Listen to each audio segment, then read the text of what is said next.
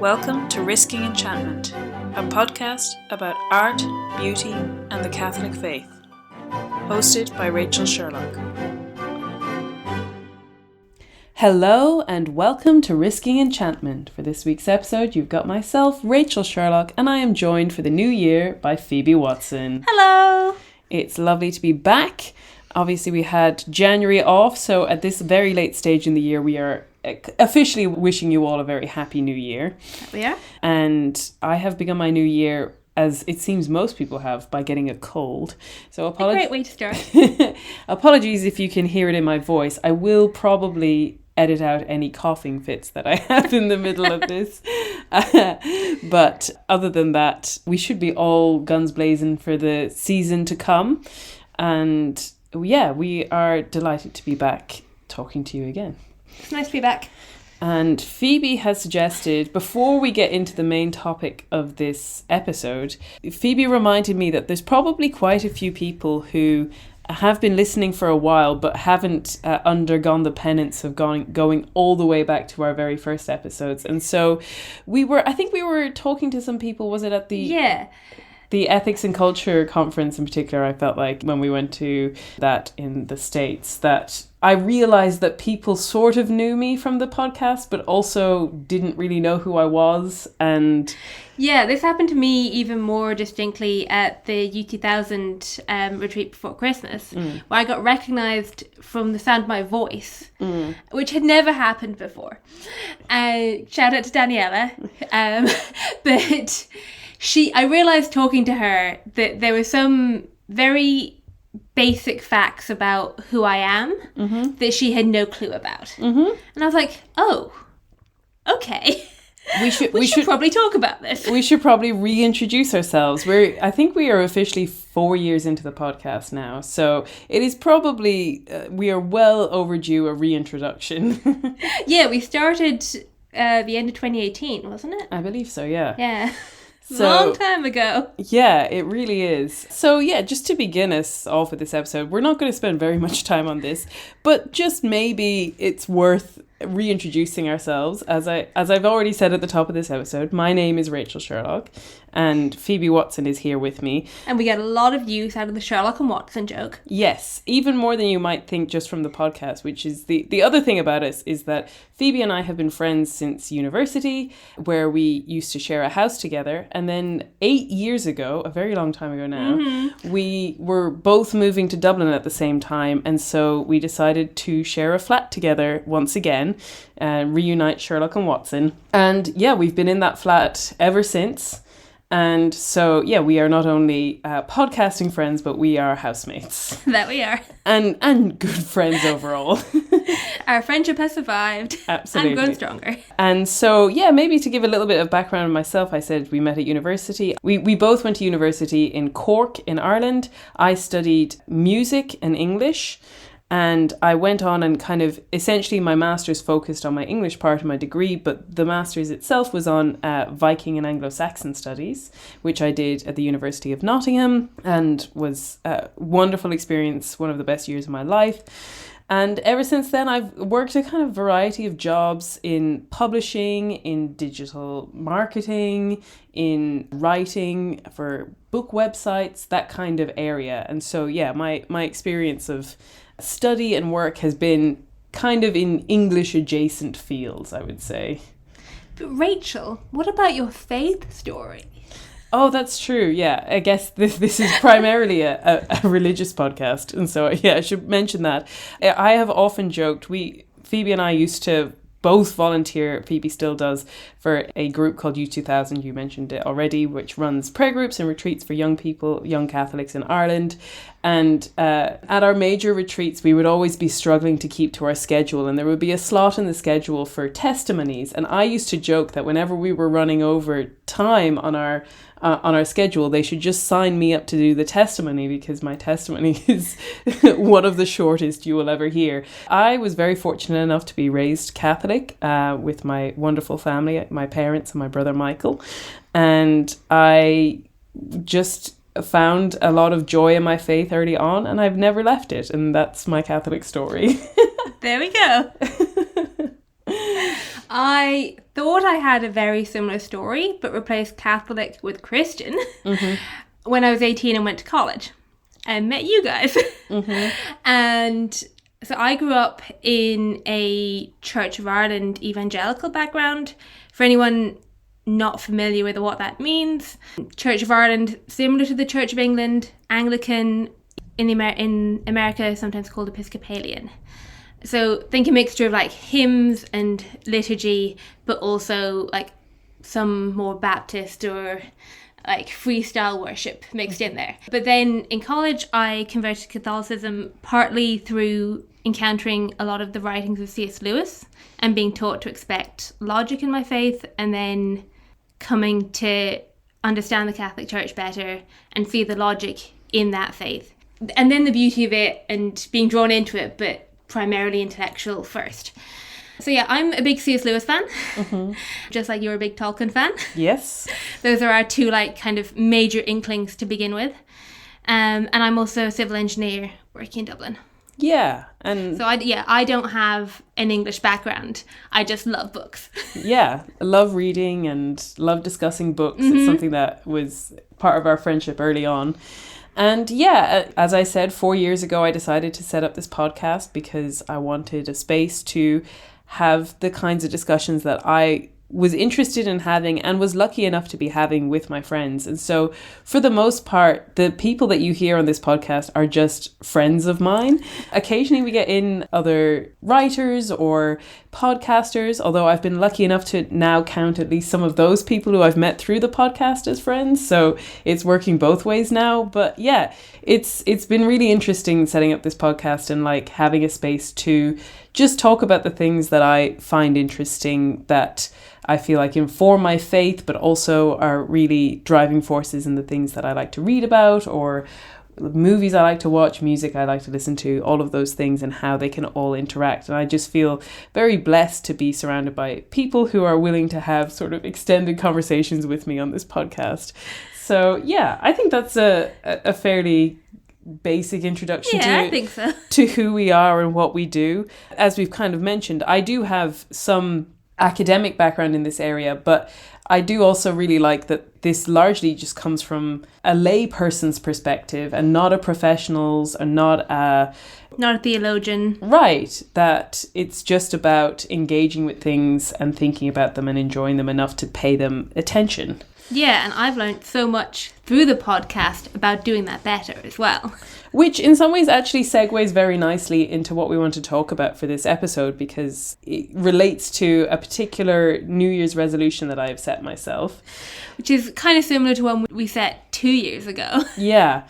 So this referenced. This year I want to learn off all of the Lovesong of J.Alfred Prufrock, which is quite a long poem by T.S. Eliot. If you think that's very ambitious, it's not really, because I fortunately already know, I would say about 70% of it in various chunks. It's really just a question of sitting down and making sure I can line up all the chunks in the correct order. You also have an outrageously good memory. Yeah, I am blessed with a good memory. But yeah, it's interesting because the poem itself is one that we're going to come back to and talk about a little bit later in this episode, to talk about why it's particularly important to me and how it's followed me throughout my life. But before we get to that, I kind of actually just wanted to talk about why I enjoy the process of learning things off and why I think it's important, and then to talk about poetry in general and its place and why it's important and not just a sort of add-on or extra or the hobby of a niche group of people, and how those two things relate. I think obviously you can learn off prose. I know lots of quotes in my head. I really enjoy that, but poetry in particular is a beautiful place to start trying to learn some things off. And I just think it's a beautiful thing that you can do to just give yourself little snippets of poetry to have in your heart and in your mind. We talked a little bit about this just a year ago in our episode on the Shawshank Redemption, actually, surprisingly enough. And I think we'd even talked about it before that, when we'd been making New Year's resolutions to try and learn something off every month. Yeah. Which kind of went by the wayside after a little while, as most New Year's resolutions do. But even the process of that was really interesting in coming back to things that we had sort of by heart before. Yeah. And actually learning the exact wording of them and like realizing their place in our lives. Yeah, exactly. And so to spend just a moment talking about this idea of learning things off, I want to pull up a quote, and I believe it's a quote that we did pull out for the Shawshank Redemption episode, but it's worth coming back to again. And it's a quote from the scholar and essayist George Steiner, who escaped Nazi encroachment in France. In terms of, he wrote a lot about schooling and education, but he said, "Most of present schooling is organized amnesia. It takes away the arts of remembrance. It leaves people with very little inner ballast. Now that's fine when all is going well. When all is going well and you're beautiful, young and earning a lot, then you can sail very lightly before the wind. Be careful. When things start going wrong, health, loneliness, the most natural things, what you carry inside you, they can't take away from you. Put luggage inside. That's the only way I can express it. So that when the wind starts blowing very hard, you have your ballast. We are taking that away from our young and leaving them, very often, tremendously empty." And I think that's a beautiful way of putting it, that when we take the time to commit quotes, and we're going to come into specifically talking about it in terms of that this also does incorporate prayers and hymns and things like that. But when we take the time to commit to learning off those things and having them within us and having them be part of our souls, that there is something that gives us in terms of building up an inner world, building up a resource, building up a way of looking at the world and experiencing and understanding ourselves in the world. That when we have these, you know, I think I have one of the quotes here that says that like poetry are the best words in the best order. And that when we have those things, that they do really give us something when we make sure that we have them with us at all times. Yeah, that there's something even in the sound of the words coming back to us, not just the ideas they represent. Yeah. Because easy to think, oh, but that's just an idea. Yeah. I don't need to know that by heart. Yeah. Or I can Google this at any time. I can Google that at any time. But it's the like re-echoing of the sounds in your mind. Yeah. And not just for when it's dark and gloomy, but also to enhance pleasant experiences and lift the mundane. Absolutely. And like I said, I think this can relate to prose. I think you can have any kinds of words in your mind. I think I was saying to you as well that like, we think it's impossible to learn off a poem, but how many of us can recite endless songs? I'm not trying to say that like, oh, well, if you know a pop song, you should be able to recite Shakespeare. But that like, it's the same principle in terms of songs are easy to learn because there's a melody and there's rhythm and that like repeated refrains, all of these things. But that applies to poetry a lot. Yeah, but also the flip side of that is that by knowing songs by heart, particularly if they're ones you like because you like the lyrics of them. Yeah. You probably already know some form of poetry. Yeah. If you know hymns by heart, if you know prayers by heart, there is part of the poetry that you do already know. That it's not just some monumental task that we're suggesting you do to have inner ballast. Yeah. Because when I first hear that straight cold, I'm like, ugh, how do I do that? I can't do that. I don't have that. Yeah. And then you start thinking about it less aggressively and more in terms of, oh, what do I know by heart? Yeah. Or just what does come back to me? And finding those things out and pulling them out. And sometimes you have to go back and find the original and correct the phrasing because your mind has changed the wording. Yeah, exactly. But that these things are all interlinked and we have more than we think. And I have a quote here by an incredible poet, and he happens to be a Catholic poet, but one of the kind of foremost poets of our age, Dana Gioia. And he has an article in First Things called Christianity and Poetry, where he says, "Poetry is the most concise, expressive, and memorable way of using words. It is a special way of speaking that shapes the sound and rhythm of words. In the ancient world, most poems were sung or chanted. That musical identity remains central to the art. A poem is speech raised to the level of a song. It casts a momentary spell over the listener. People hear it differently from ordinary talk. They become more alert to every level of meaning. Poetry is, to borrow a phrase from Ezra Pound, language charged with meaning to the utmost possible degree. And so in that way, all of these things, all of these scraps, all of these snippets, they stay with us because in some ways that like there's something poetic, even when it's a prose sentence or even when it's in a very different context than just a formal poem, but that like poetry is the expression of our most transcendent and our most perfect expression that we can manage when it's done right. And I think the reason why I thought it would be a good idea to do this episode is because I think poetry tends to strike fear into the hearts of a lot of people, and it feels very esoteric and it can feel hard to access. In some ways it can feel like, you know, if you want to be someone who reads a lot, you can think, well, if I just sit down and read some poems, like how long could that take? But it requires so much more mental engagement than sitting down and even reading a story. Or it can feel like something that was shoved into you in school and left ever since. Yeah. And what I'm kind of trying to get at for this episode is actually more to show how poetry is something that is both very vital to our experience of life, and particularly as Catholics and how we see the world and how we understand the world, but also is something that is built into our everyday, that it's something that gives beauty and meaning and can be very kind of mundane in the way that we approach it.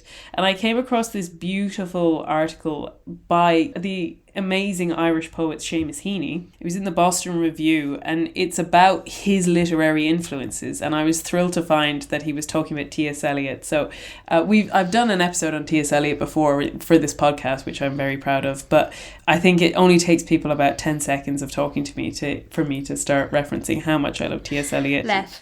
Yeah. So it was very gratifying to read this article, but it really kind of encapsulates some of my own feelings. Not that I am attempting to say that I'm anyway like Seamus Heaney, but it was very gratifying to read this article. But he begins by saying that he came across these very intimidating books of T.S. Eliot and just didn't know what to do with them. And he says, later during my first year at Queen's University, when I read in E.M. Forster's Howard's End an account of the character called Leonard Bast as somebody doomed forever to be familiar with the outside of books, my identification was not with the privileged narrative voice, but with Bast himself, pathetic scrambler on the edge of literacy. But he goes on to say, all this persuades me that what is to be learned from Eliot is the double-edged nature of poetry reality, first encountered as a strange fact of culture. Poetry is internalized over the years until it becomes, as they say, second nature. Poetry that was originally beyond you, generating the need to understand and overcome its strangeness, becomes in the end a familiar path within you, along which your imagination opens pleasurably backwards towards an origin and a seclusion. Your last state is therefore 1,000 times better than your first, for the experience of poetry is one that truly deepens and fortifies itself with reenactment. You can really tell he's a poet. Truly. I love that phrase, doomed forever to be familiar with the outside of books. Yeah, and that like making the case of taking the time and to not do that, to actually engage in these books that at first glance feel like they're just going to be this enormous obstacle. But also that it's okay to read the poem once and not get it. Yeah. And learn it by heart and not get it. Yeah. Yeah, and he there's one final quote that he has that he says, he shows how poetic vocation entails the disciplining of a habit of expression until it becomes fundamental to the whole conduct of a life. And now that's talking about writing poetry, but I do think that it just speaks to the way in which he's saying that it actually becomes incorporated into everything that you do, but that you're right, Phoebe, that at the same time there can be such a focus on understanding and getting every reference and knowing everything to do with a poem. There's a new book that's out by Word on Fire, which is an anthology of 100 great Catholic poems, and it was compiled by Sally Reid, and she has a lovely introduction at the start of it. But she specifically talks about this kind of, school-laden technique of overbearing analysis.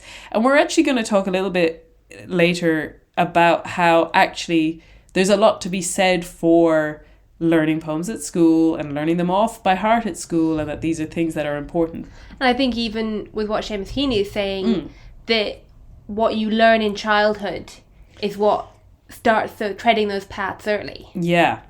But that at the same time, she says, poems were not riddles. There was not one answer that clever readers understood. I have tried to convince people that poetry is like music. We should let it wash over us, listening to the sounds and responding instinctively. And over the years I've witnessed similar experiences to my own occurring again and again. Even people who professed no interest in poetry, who did not understand it, or who had never read it, would ask if they could photocopy a page or stay after a session to write out some lines. Educated or not, poetry lover or no, in my experience, anyone with a story of their own is hungry for the truth and consolation that poetry can bring. That's so good. It's so entwined with our love of story in general, and then taking that further to be a love of story expressed in very condensed words. And to get at the essential truths. Yeah. And I think that's what actually Sally in that introduction talks a lot about, which I think is maybe to spend a little bit of time thinking about why poetry is important to Catholics specifically and to the way that we understand our faith. Because I think, as with all of these things like painting and sculpture and art, it's very easy to treat them as extras.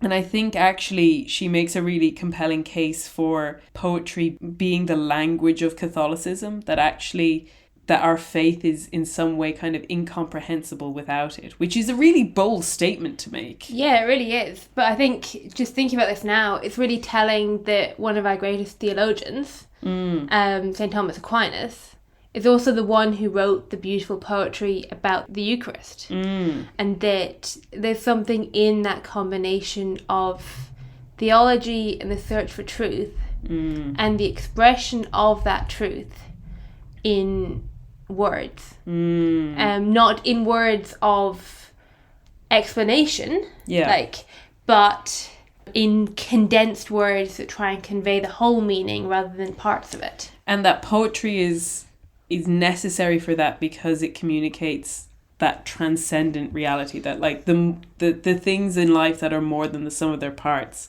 I think it was interesting, there was an article I was reading in preparation for this which was kind of chastising people who were complaining about, which we actually talked about in an episode of the podcast, the kind of commodification of autumn. But they were saying that autumn is, while we may express it through pumpkin spice lattes these days, but that there's still something worth celebrating in a season, and that we can turn to poetry and find it there. And that more than that if you want people to care about the environment, you should teach them poetry, that you can't replace the poetry of autumn with an essay on global warming. I love that argument. Yeah. If you want them to care about the environment, teach them to love it, and teach them to love it through poetry. Yeah. He says, because poets practice noticing, they reveal the truth about the world that goes beyond a single novelty coffee drink. What a student can get from engaging with poetry, starting in elementary school or earlier, cannot be substituted by 10 informational essays on global warming. Exactly. And so, in that very basic way, we're just talking about an appreciation of a season, of nature, of the world around us. But for Catholics, we take it so much further, and to say that that poetry allows us to enter into some of the mystery that is central to our faith, and that poetry is fundamental to the way that we express it. Yeah, and I think that what you were saying earlier about the well-trodden path and knowing something before you know the meaning of it, is so integral to our faith as well. That in some ways you learn it and then you learn the meaning of it by going over it and going into it. Yeah.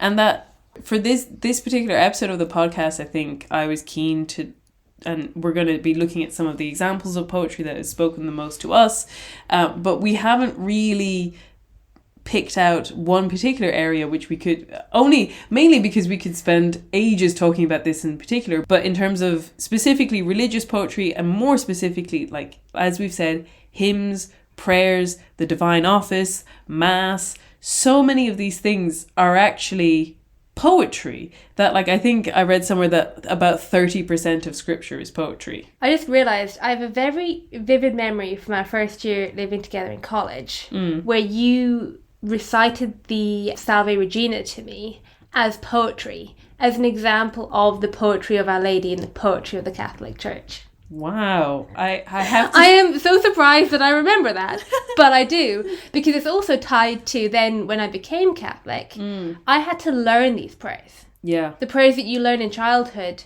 I had to go and learn. And also I went and learnt them in Irish as well. Yeah. That learning them even in a different language. Yeah.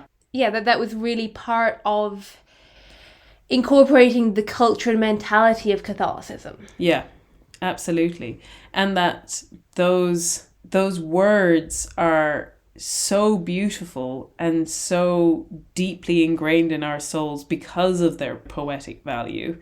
And that I think it's really telling that at so many points in the scripture, when the emotion is at its fever pitch, is when you get these canticles, or you get the exclamation of Our Lady when she's greeted by Elizabeth. Right. And that those then become the canticles that we say in the Divine Office. Yeah. That they're linked to those expressions. Yeah, absolutely. Yeah. I was reading somewhere else as well, which was pointing out that while our Lord doesn't necessarily recite poems, but he tells parables, he uses metaphor, he uses simile, that like he's using these poetic language techniques in order to communicate. He's not actually doing a whole load of listing out of rules and regulations or even like philosophical treatises. And in some ways, he's just telling stories. It's not Leviticus. Right. And so this is why I just think it's easy to relegate poetry to kind of a corner and say that we should be focusing on praying without ever seeing that praying itself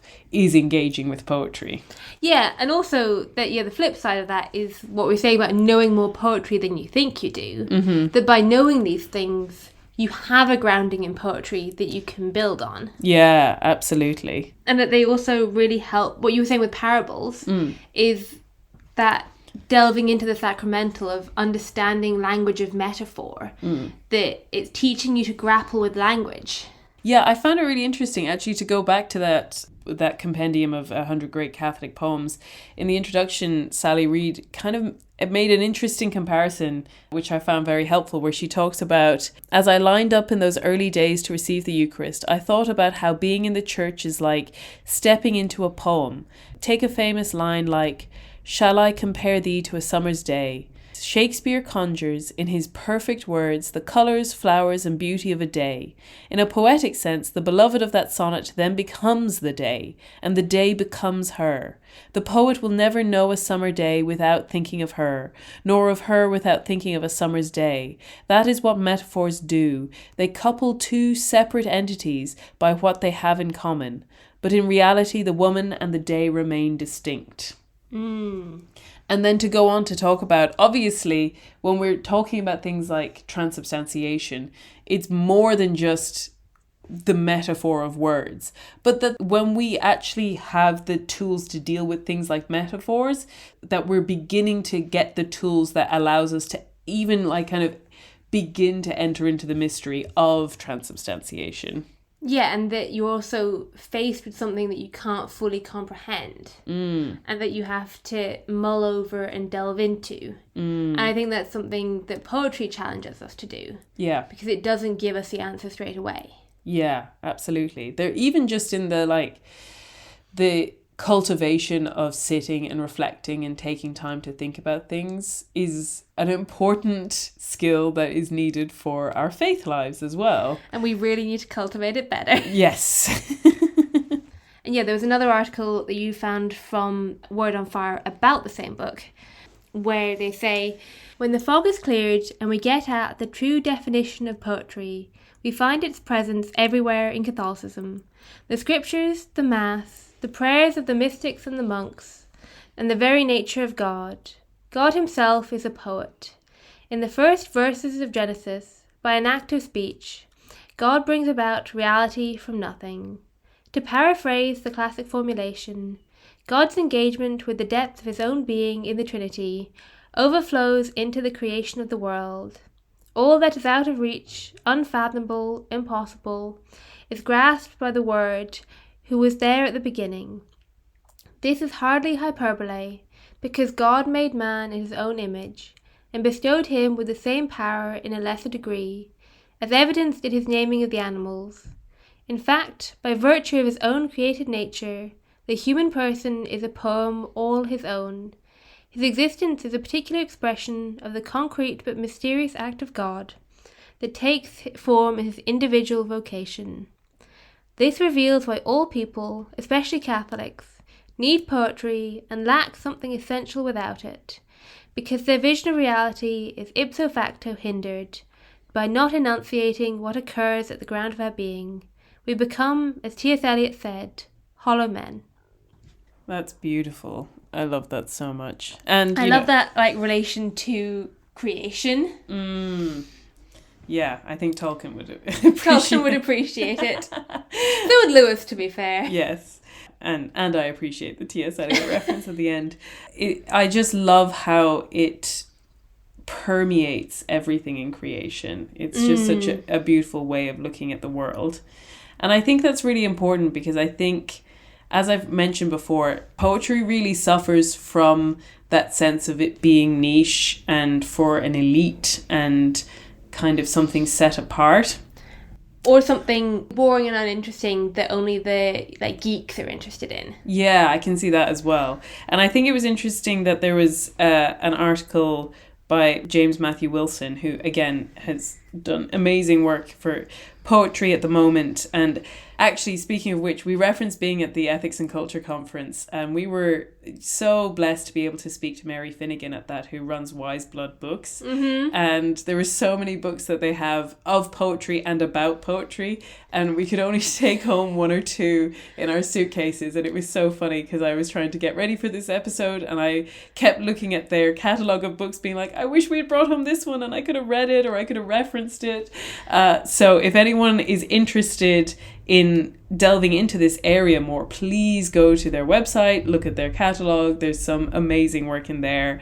And yeah, they're doing amazing work in terms of publishing both poetry and the critical writing about poetry.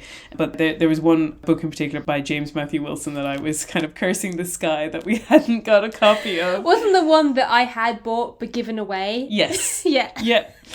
Whoops. Whoopsies. Well, the friend I gave it to deserved it, so you know. Yes. But I did have access to an article he wrote called The Integral Humanism of Poetry, where he talks about, he puts it in reference to the picture of Dorian Gray and all of these aesthetes who are running around being obsessed with poetry and beauty and all of these things. And he says, the novel's artists and aesthetes pursue their love of beauty in contempt of society as a whole, and yet, as Wilde tells it, society repays the insult with their fascination. The respectable bourgeoisie and nobility who populate the supporting cast enjoy being scandalized by the apparently antisocial pretensions of those who live for beauty rather than the moral and material good of others. At the very least, their attention seems to suggest that it is good that there are some people in the world who know what is beautiful and dedicated themselves to being its caretakers, while the rest of us get on with everyday life. One does not have to read very far into the novel, however, to realise that this specialised love of beauty, in fact, serves beautiful things very poorly.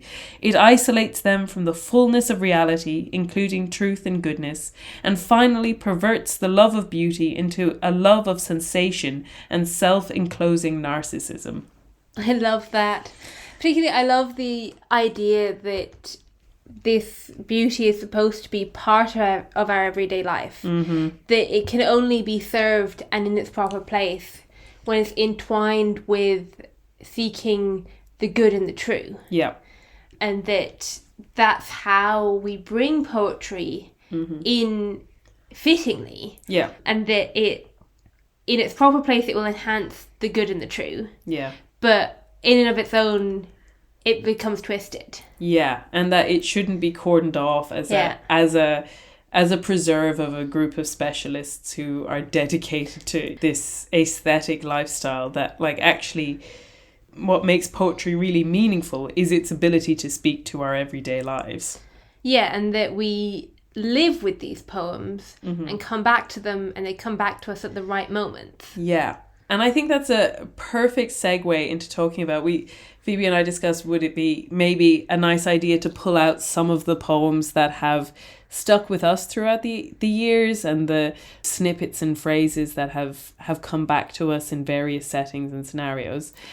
And so I think that brings us rather neatly back to the start of this discussion, which is the Lovesong of J.Alfred Prufrock, which is a poem that I have had as part of my kind of mental furniture for a surprisingly long amount of time. I believe I have said this before on the podcast, but since I was a child, I have known at least 2 lines of this, which is that when my dad would come home from work of an evening, I would hear the door open, and like so many times he would open the door and shout up, I grow old, I shall wear the bottoms of my trousers rolled. Shall I part my hair behind? Do I dare to eat a peach? I shall wear white flannel trousers and walk upon the beach. Which is a set of lines from this particular poem. And so it's so funny that, like, I just knew these lines, I grow old. And like, they just became part of the phrasing. And like, as a child, the you know, it was catchy enough that it would stick in my mind. And then they become part of my mental furniture from you saying them all the time. Right. Yeah, and I think it's interesting because we're going to talk a little bit about poetry and being at school and learning poems. But if you're not familiar with the Irish system, we do quite a lot of poetry study as part of our schooling and in secondary school or high school. And I think it's usually up to the discretion of some of the teachers earlier, but I certainly learned a lot of poetry in my primary school years, and it was very much encouraged. But as part of our exams, we are set a certain number of poets, and you don't have to study all of them, but you have to know at least a chunk of them so that you can answer essays on them. Mm-hmm. And they're on rotation, so there's kind of different poets each year, usually within like a certain matrix of recurring ones. But occasionally you get like a more unusual poet, and one of the more unusual ones for my year was T.S. Eliot. And I remember everyone else in the class being like, oh, this seems so intense and so strange, and a bit like that Seamus Heaney article that we were referencing, that like it feels very impenetrable. But for me, I was like, I know T.S. Eliot. I've heard the Lovesong of J.Alfred Prufrock, or at least I've learned, like, I know like 2 lines of it. And so I just had that disposition of coming to it being like, I expect this to be something that I like. I expect this to be something that I'm going to enjoy.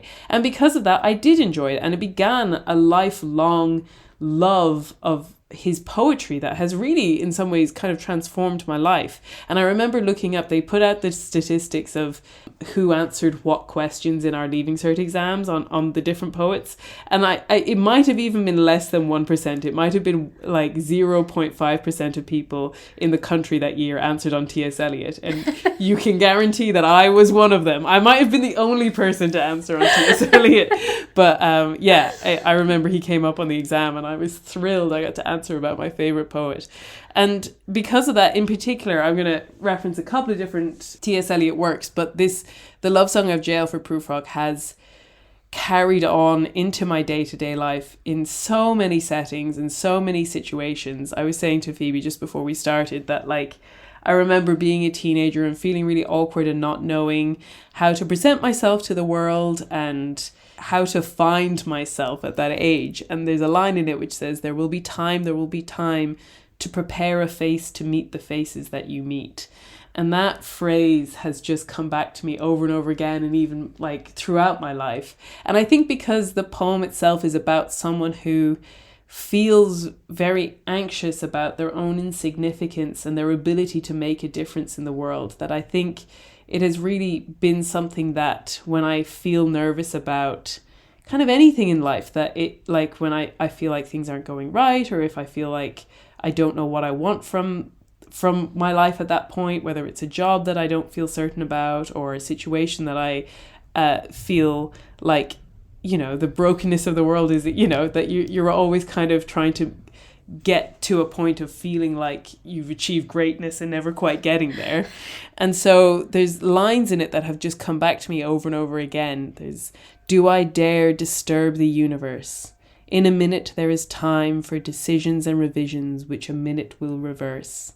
And then later, though I have seen my head, grown slightly bald, brought in upon a platter, I am no prophet, and here's no great matter. I have seen the moment of my greatness flicker. I have seen the eternal footman hold my coat and snicker.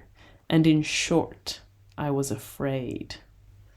I love it. I love the sound of it. It's just so good. And then the deep ideas behind it. Yeah. It just feels like there's so much in there that I can carry into my everyday life. Like there's even just a line where he's like, the speaker is sort of going round and round in circles. And at one point he just says, it is impossible to say just what I mean. And even that like little exclamation has been something that has come back to me over the years. When you feel like you have all of these thoughts and you're trying to get them out, and just that frustration that it is impossible to say just what I mean. And isn't it so fitting that is just what I mean? that poetic sentence is exactly how I feel at that moment. It's just been so moving to me to see how that poem has come back in waves and tidal waves throughout my life. Yeah, that's beautiful. My English teacher in particular was very exam focused. And part of that was that he would encourage us to learn off the lines of the poem as we needed them. And like excerpts of them. And I kind of there were poems that I liked despite him. Or like the ethos of the class was not necessarily to enjoy poetry. Right. And there were some that I was just like, but I like this. Yeah. I'm surprised that I like this, but I like this. And I'm going to learn the whole thing off anyway. Yeah.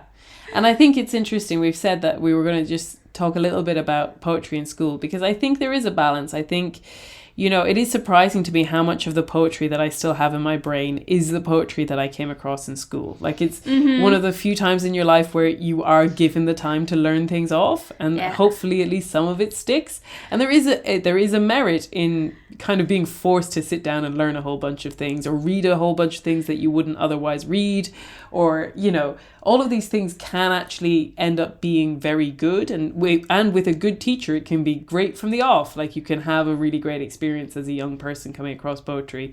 But equally, I do think that there is a flip side of kind of turning it into a mechanized churning of like just producing student essays over and over again. Yeah, and I think there can also be maybe a love of darkness in poetry. That I was at least looking over a lot of what we studied and reading some of them and being like, this is really dark. Yeah, it's almost... And even like remembering what we did in first year of secondary school. So it was like 13-year-olds, and this was our like main introductory to poetry. Yeah. And the two I can remember are two really dark poems, and like the vividness of that.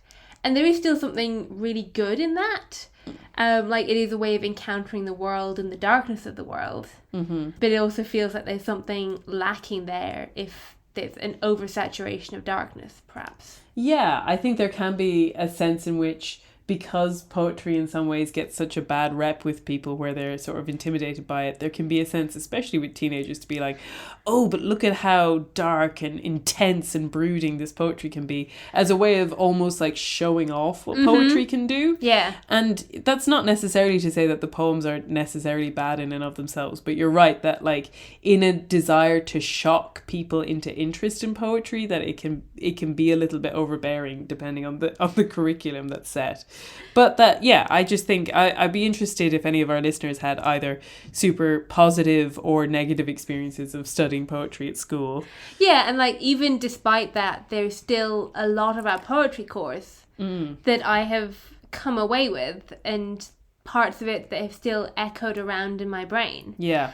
And I think a lot of that has been nature poetry, which we were going to talk about as well. And two of the lines, which they're not deep and meaningful lines, but they're lines that just come back to me on particular walks or when I see something. And one is from a Patrick Kavanagh poem called A Christmas Childhood. And it starts with the sentence, "One side of the potato pits was white with frost. How wonderful that was, how wonderful." And just that repetition of wonderful, almost every time I see frost, that's going to come back to me. Yeah. And there's something of like linking that experience with an expression of it that has been given to me. Yeah, and that it elevates it and it gives you a language for interacting with this natural phenomenon that gives you these emotions. Yeah, and another one that I literally had to find by Googling the word, like Googling the quote, because I couldn't remember where the poem was, which is a poem called Wind by Ted Hughes.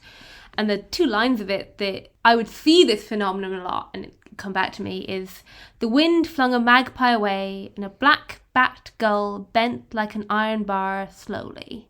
And it's that like visual image of a bird being turned in its course. I think we see a lot of gulls around here, and I would have grown up with a lot of black crows, which is still very like that, and that linking of it to the storm and understanding the weather is something mysterious that's worth talking about. Yeah, that's beautiful. And in a similar way, there's a couple of like little snippets that I feel like have always sort of come back again and again to me in terms of nature and being on walks and those things. And one of them, actually, mine is also a Patrick Kavanagh quote, this time for Advent. So you had the Christmas poem, I have the Advent poem. The line is, "We shall not ask for reason's payment, the why of heartbreaking strangeness in dreeping hedges." Ooh. And dreeping is a word I think he's kind of made up there, although it feels so Irish. Maybe it is a kind of Anglo-Irish word, but it is so evocative of that very Irish experience of just a totally rain-sodden day where you can hear the rain dripping from every branch and every leaf of every hedge that you're going past. And so I just know those miserly, dank days with, and the phrase "dreeping hedges" has always stuck with me. Yep. And then I remember there was a while when I was commuting for work and I used to have to get these very early train journeys, and it was at the start of the year, at this time of the year. And again, looking at the frost and looking at the light, and I would always think of the start of Little Gidding, which is another T.S. Eliot poem, which goes, "Midwinter spring is its own season, sempiternal though sodden towards sundown, suspended in time between pole and tropic," which is such a great use of sibilance of all of those S's. But again, you can tell that we live in Ireland because everything's sodden, everything's raining. Yeah, it's frost, not snow. Right. But then another one, which I have to again credit to my dad. He would say this every year, and I just love it. And again, this is another one that's become part of my furniture because you say it so much. Yeah, and it's T.S. Eliot, and this is actually his poetic play, Murder in the Cathedral, which we talked about on a podcast. Yes, and is one of my favourite ever pieces. But it just at the very beginning of it says, "Since golden October declined into sombre November, and the apples were gathered and stored, and the land became brown sharp points of death in a waste of water and mud." Ooh. And it's so perfect. Yeah. But it's funny how it's not even just the things that directly relate to our experience. As we said, Ireland is quite temperate. It's mainly sodden, dreeping hedges. It's mainly wastes of water and mud. But even, you know, and it's so iconic. It was funny, one of the articles that we were reading was like, oh, poetry is so easy to remember. Anyone who reads the opening of Stopping by Woods on a Snowy Evening will remember it. And I was like, that is the exact one that I had picked out. And this is one that we had to learn off when I was, I think, maybe about 7 or 8 in primary school. And it's just a totally iconic poem by Robert Frost. And anytime, no matter what time of year, it's about seeing a snowy woods. But honestly, anytime I'm in the woods, I think of these words, and they're so evocative. I think I'll read it out in full. It's quite short. Whose woods these are, I think I know. His house is in the village, though. He will not see me stopping here to watch his woods fill up with snow. My little horse must think it queer to stop without a farmhouse near, between the woods and frozen lake, the darkest evening of the year. He gives his harness bells a shake to ask if there is some mistake. The only other sounds the sweep of easy wind and downy flake. The woods are lovely, dark and deep, but I have promises to keep, and miles to go before I sleep, and miles to go before I sleep.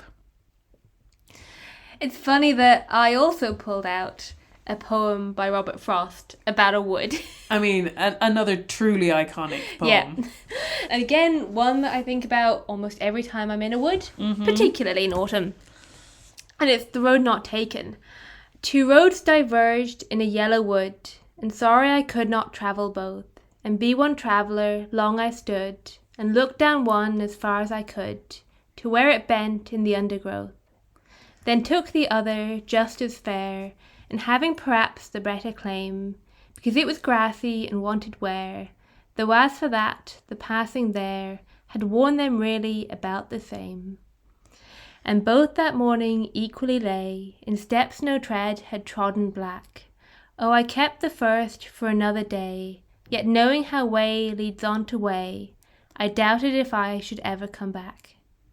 I shall be telling this with a sigh, somewhere ages and ages hence.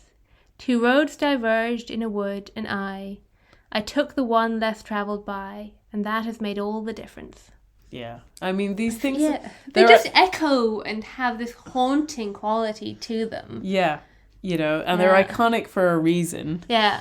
And that there's also something worth coming back to things that are iconic. Because they're not stale. Mm-hmm. Even if you might feel like, oh, everybody knows that one. Yeah. But there's a reason for it. Yeah. And we're allowed to delight in those things. Mm-hmm. Yeah. And that it's allowed to furnish the paths that you tread around the spaces that you know. That like it adds an extra element to your experience of those things. Yeah. And that there's also something in having those reference points for nature. Yeah. That it's one of the things in the Anna Green Gables book that she's forever pulling out quotes about nature while she's in the wood. And I'm always like, oh, I wish I could do that. Which is why you have to occasionally attempt to memorize a few bits here and there. And yeah, I think that kind of coming back to the idea of what we learned in school, but also like nature poetry, one of the things we did in Irish, like learning Irish as a language, was we had to learn poetry and write about poetry. And one of those poems came back up again a couple of years ago. I think I saw it on Instagram and I was like, I know that poem. I remember that poem. And there was something about the phraseology of it that has continually come back to me since. I think it was written not that far away from where I grew up and really resounds of, it's about a storm and the power of that storm, and then it's tiny with death, and Irish poetry tends to be obsessed with death. So it was kind of merging these two really big ideas. So I'm going to read the translation first, because I always like to have the meaning of something before I hear, like if I hear it without knowing the meaning of it, I feel it loses something. So I'll read the translation, and then because my spoken Irish sounds far more English, Rachel's going to read the actual Irish version. So it's called Women's Christmas, which is Little Christmas or Epiphany, and the 6th of January. Yeah, this is a particularly Irish celebration, which is that on the 6th of January, the Epiphany, traditionally the women had the day off and it was their day to celebrate and their day to be kind of treated and pampered at the end of all of the work that they did for the Christmas season. So yeah, that's why it's called Women's Christmas. There was power in the storm that escaped last night on Women's Christmas, from the desolate madhouse behind the moon, and screamed through the sky like a madman, making the neighbour's gate screech like a gobble of geese, making the swollen river roar like a bull. It quenched my candle like a blow to the mouth that sparks a quick flash of rage. I would like that storm to come again, the night I will be feeling weak, coming home from the dance of life, the light of sin going out, that every moment would be full of the scream from the sky, that the world would be a continuous scream, that I wouldn't hear the silence coming over me, the car's engine coming to a stop. And so in Irish it's called Iha Nolig Naman. Bhí fuinneamh sa stirrim a éagla a réir Iha Nolig Naman. As gealtach gúlta tá láster den ré, is de scréach tríd an spéir chuige na galt. Gur gias gataí cóharsan mar gogol agé, gur bhúr áireann chláidánach mar haramh, gur bhuacha mo chineal mar bhuaile mo bhéal, as las na splank aban an farag. Ba bhátlam go deochach an stirm sin féin, an ihe go méid sa go lag, ag ile a bhaile ó rinca an saoil, is solas an fecha ag dul as. Go líonfa gach neoméid le lurig ón spéir, go néanfag den downs gona scrad. Is ná chluisin an cúnis ag glúiseacht fan dhéin, ná inal an glúistán ag stad. Thank you. It's by a poet called Shauna Reardon. But yeah, I love the guttural imagery of it. Like the storm that escaped from a madhouse behind the moon. Yeah. And the gates that are squeaking like geese. Mm-hmm. And then that linking to light going out and the fear of death, then kind of adding a extra dimension to the storm, like this otherworldly nature of the storm. Yeah, it's beautiful. And it is such a beautiful contrast of I want this howling wind so that I can't hear the stopping of my own life. Mm-hmm. It's a really beautiful poem, and I also studied this as part of my Irish course, and thank you for reminding me of it. It's been a long time. Something that was quite interesting to me as a non-Catholic, that the idea of the light of sin going out, that it was someone who knew enough about the faith to know about sin, but not enough to trust in the love of God. Yeah. Maybe that brings us to our last heading. We've done sort of the day-to-day and nature, but also that poetry gives us some language to talk about some of the bigger ideas of our lives, that like death, like these bigger concepts that we have to grapple with, and that poetry can be part of our preparation for that and our exploration of that and our ability to grapple with it.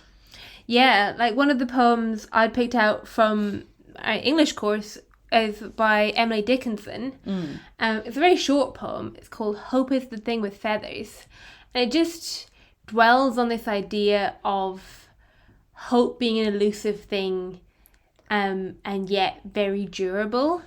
Hope is the thing with feathers that perches in the soul and sings the tune without the words and never stops at all.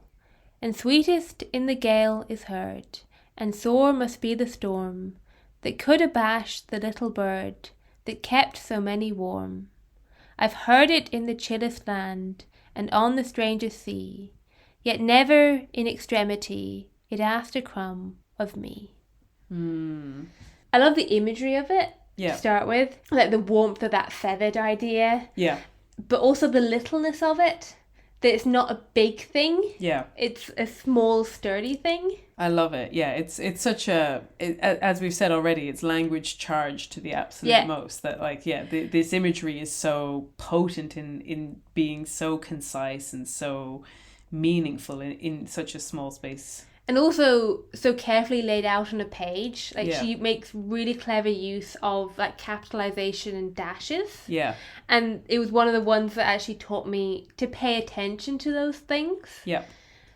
And again, as I think I've made this point in the podcast before, that like reading aloud is so important, you know, that like that, and it's all the more true. Like there's some poetry that relies more on how it's laid out on the page, but even then that these things should be read aloud.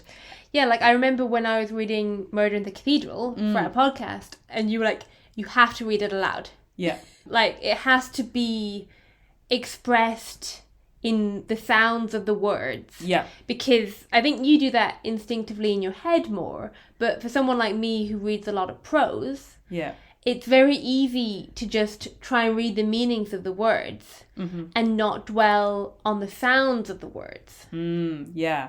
And I think that's where, you know, Shakespeare is so good for this, and it's such a good reason for, you know, there's a million good reasons to study Shakespeare, but that like it's great that we have Shakespeare so central to your experience of studying English at a relatively young age, because it's also drama. So like, like you said, Murder in the Cathedral is a drama. It's to be produced on the stage. And obviously, so is Shakespeare. He has his sonnets, but the all of the poetry of his plays is part of that. And that like when you're studying it, I really hope that people are encouraged to read it out loud, that like these things almost only make sense when they're read out loud. And once again, that, you know, Shakespeare is so great at giving you those sort of iconic phrases or sentences or speeches that grapple with such big ideas in such memorable ways through poetry. Absolutely. I always think I studied for our junior cert, which is what you do, is the exams you take when you're sort of 14, 15. We studied The Merchant of Venice. And because of that, you know, my whole life I've always had Portia's speech about the quality of mercy in my head, ready to go. It's something that has come back to me over and over again, where she says, "The quality of mercy is not strained. It droppeth as the gentle rain from heaven upon the place beneath. It is twice blessed. It blessed him that gives and him that takes. 'Tis mightiest in the mightiest. It becomes the throned monarch better than his crown. His sceptre shows the force of temporal power, the attribute to awe and majesty, wherein doth sit the dread and fear of kings. But mercy is above this sceptred sway. It is enthroned in the heart of kings. It is an attribute to God himself. And earthly power doth then show likest God, when mercy seasons justice." Oh, that's beautiful. I don't think I'd ever heard that in full before. Yeah, and it's because of the genius of how it's written. It's surprising how easy it is to learn those kinds of runs of speeches. Yeah, like I've had part of Hamlet's to be or not to be speech equally rattling around in my head. Yeah. That it was something that, sure, we had to learn parts of it off, but it also just came so naturally. Yeah. Because I studied Hamlet for the Leaving Cert, which is the exams you do when you're 18. Yeah. To be or not to be, that is the question. Whether 'tis nobler in the mind to suffer the slings and arrows of outrageous fortune, or to take arms against a sea of troubles and by opposing end them.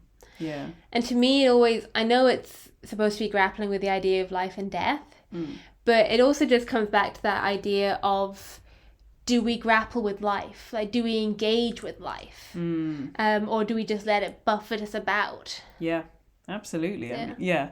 And it's how much richer is your life for having that phrase to remind you of what you should be doing with your life. Yeah. Yeah. And like, even things that feel quite remote or, I just think it gives you know, especially when you think of like the ages at which I kind of came across some of these things. There was a great poem that really struck me, and again, what a great insight into so many things at once. There's a poem by Michael Longley called Ceasefire, and what it is it never explicitly states it, but it is about the troubles in Northern Ireland and the Good Friday Agreement and the ceasefires and the work that was done to achieve peace and what that means. And how he presents it is he actually just relates a part of the Iliad where King Priam goes to Achilles to ask for the body of his son Hector back, which was pretty much my first encounter with the Iliad, which is, you know, in some ways like a bit of a shame that like my schooling didn't include that really until that point, but that it was also a beautiful entrance into that world and something that I've become very interested in since then. But it was in this much more kind of simple poetic meter that the first couple of stanzas relates just the dinner that those two have and like how they can kind of respect and admire each other. And, you know, it kind of ends with Priam giving Achilles a compliment, and it says, "He who had earlier said, 'I get down on my knees and do what must be done and kiss Achilles' hand, the killer of my son.'" Oof. And that, like, just such a succinct way to present the predicament faced by those who were in that conflict in Northern Ireland, and the ability to try and bring yourself to forgive people who had wronged you immensely and destroyed your life or the lives of those you love. And to show how what's being asked of you is to return to a level of respect and civility, and, you know, have these interactions where you're having dinner with someone, that like it's such a monumental ask. And to present it in the way of you know, this very kind of quotidian scene of them having dinner together, and then to juxtapose it at the end with what had to be done first in order to reach that moment. And it's always really, really stuck with me as such a succinct way of describing what was involved in that conflict. And then I think maybe to close us out, I have one last quote, which is, it's a kind of a T.S. Eliot quote, but he's actually quoting the Dante's Inferno. So it's two layers of poetry at once. But I just remember when I was in Rome, it was actually a trip that you were on, but you weren't at that. You had left to go somewhere else at this point. Yes, you'd gone to Japan. And so it was my first time in the catacombs in Rome. And we were walking along, and there's just so many catacombs and so many, you know, stations for where the bodies of people lay. And I just kept thinking of this line that's in T.S. Eliot's The Wasteland, which, like I said, he's also essentially quoting the Inferno, where he says, "So many, I had not thought death had undone so many." And I just thought it was such a profound experience to have that language to describe what I was seeing and experiencing, which was something very profound, this great historical reality that was being made present to me. And I was able to kind of understand it through the lens of this poem that I had read, and how that had come through layers of other poetry, that it just felt like a perfect encapsulation of, and yet this was something that I was just doing on holidays. So it was like the coming together of all of these, like the day-to-day and the big ideas and the history of poetry and the, you know, and the modern expression of poetry, and all of these things had distilled down to this moment of me standing in the catacombs thinking, I had not realized that death had undone so many. The mingling of mystery and the mundane. Exactly. So, wow. There we go. So that's our pitch for poetry. So hopefully your new year will be filled with poetry now that you're sufficiently inspired by this episode. Hopefully you enjoyed us just pulling out random bits of poetry from our lives. Yeah. Hopefully it was, you know, something that you can relate to, or maybe see if you have the opportunity to like pay attention to those snatches of quotes that pass your mind as you go about your day. Hopefully you're able to build it into your lives in some way, like we're hoping to try to do better as well. Yes, and you know, maybe someone can check in with me at the end of the year to find out whether I actually managed my New Year's resolution this time. Nobody dares ask that question. It's too uncouth. So, since we've recommended a whole lot of poems in this episode, it's time to recommend maybe something else. So we just have our last question, which is, Phoebe, what are you enjoying at the moment? So, in the theme of poetry, over Christmas, my mom pulled out a very old book of the family that I had perused and transcribed as a teenager. And it is a book of handwritten poems from the 1850s. And I was photographing every page and using that to document the actual handwritten poem, and then I had the transcription that I'd made earlier beside it, and trying to put all of that together into a document to just preserve it and be able to share it with other members of the family. But it's just a really beautiful book, and really lovely to see their love of poetry. Particularly, it's called A Flowery, and there's a lot of flower poetry in there. There's a lot of religious poetry in there, and then there's just funny, silly poems. One's called Ode to a Black Draught, which is about taking medicine, taking a black draught of medicine and hating it, but how it's making him better. You know? And you've got 5 stanzas of poetry just about that. Or other ones just on a forget-me-not. Yeah. So it's just really fun to see from all the way back then people enjoying poetry and lots of different people's handwriting, because it would have been different people writing poems in it. Yeah. Some of which at least are transcribed, not original compositions, but others of which are just compositions. Yeah. And I know that because one is the acronym of the person's name who owned it. Right. Very so clever. You can tell that it's just people writing in poems that they've made up. Yeah, that's beautiful. So yeah, I love it. That's great.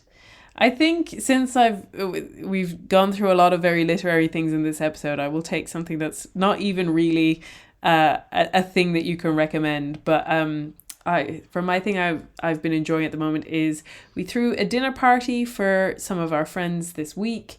And it just felt like a beautiful way to start the new year, just gathering my friends around and planning out a menu and sort of going all out and enjoying the process of, getting together the food and preparing it. And yeah, it was just a beautiful experience, one I hope to do more of in the coming year. And just, I guess a little bit of a plug for hosting. Hosting. I don't know, old-fashioned dinner party. I don't know whether it was particularly old-fashioned, but it was a lot of fun. And just a reminder of all of the things that make life meaningful, sharing food and time and laughter with friends. It was just, a really lovely experience. So I would recommend, taking the time to host your friends when you're able.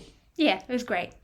And other than that, I just want to thank everyone again for coming back and joining us in 2024. I want to thank, there's been a couple of listeners who've reached out in the past couple of weeks just to say some very kind words about the podcast. I just want to thank you once again for reaching out and to say that we're very much looking forward to the coming episodes that we have in the works and in progress at the moment. So thank you again, as always, for listening. You can follow us on Instagram, Risking Enchantment Podcast. You can usually find me online under the handle Seeking Watson.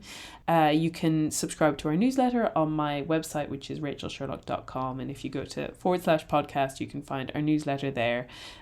Hi, this is Rachel from the future, editing the podcast. I just wanted to jump in before we sign off to make a quick announcement. I wanted to let my listeners know about a pilgrimage that's being run by Select Tours to Ireland, which is taking place in October of this year. The trip is being hosted by Katie Marquette of the Born of Wonder podcast, who I've been delighted to have on this podcast several times. And it's also being co-hosted by Christy Eisinger, who is one of the hosts of the Fountains of Carrots podcast for years and who I'm a really big fan of. So that's 2 great Catholic speakers who will be hosting the trip. They're going to be doing a tour of the country, including the Cliffs of Moher, Our Lady's Shrine at Knock, Croagh-Patrick, Glendalough, and heaps more. And they'll also be doing a tour of Dublin, going to the Guinness Storehouse, the Book of Kells at Trinity College, St. Patrick's Cathedral, and I believe a literary pub tour. If I'm lucky, who knows, I might be able to cross paths with the group when they're in Dublin, so fingers crossed for that.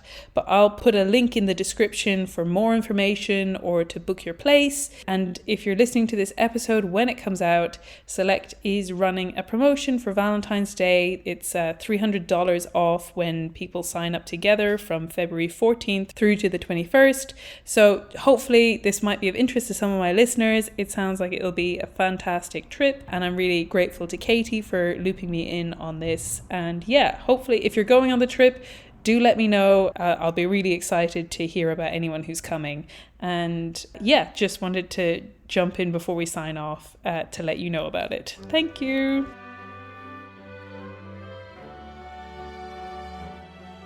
This has been Risking Enchantment. Music by Kevin MacLeod. You can follow me on Instagram and Twitter with the handle @SeekingWatson. And you can find out more about me and the podcast at rachelsherlock.com. Thank you and God bless.